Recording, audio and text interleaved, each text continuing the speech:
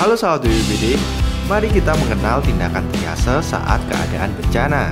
Tujuan dari tindakan triase ini yaitu menyelamatkan korban dengan sumber daya yang terbatas. Triase adalah langkah kritis dalam penanganan bencana massal dengan memilah korban berdasarkan beratnya cedera, kemungkinan untuk hidup, dan keterbatasan sumber daya.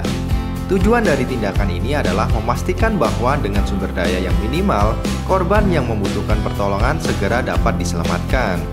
Kebijakan triase mencakup pemilahan korban berdasarkan berat cedera, kemungkinan hidup, dan fasilitas yang ada.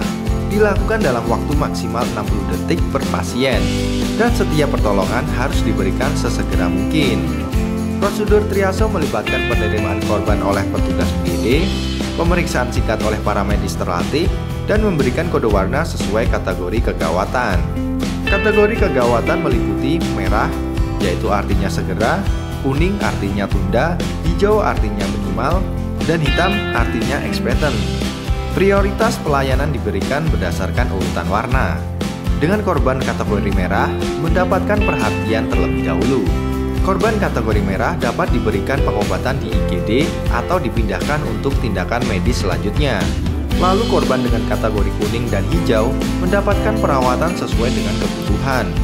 Sementara korban dengan kategori hitam dipindahkan ke kamar jenazah karena kondisinya sudah meninggal. Tindakan triase merupakan strategi yang vital untuk mengelola korban bencana dengan efektif, mengoptimalkan sumber daya yang terbatas demi menyelamatkan sebanyak mungkin nyawa. Kesadaran dan pelatihan masyarakat terkait triase juga menjadi kunci dalam meningkatkan respon dan pemulihan dalam situasi bencana. Semoga informasi ini bermanfaat. Jangan lupa share. Salam tangguh, salam kemanusiaan.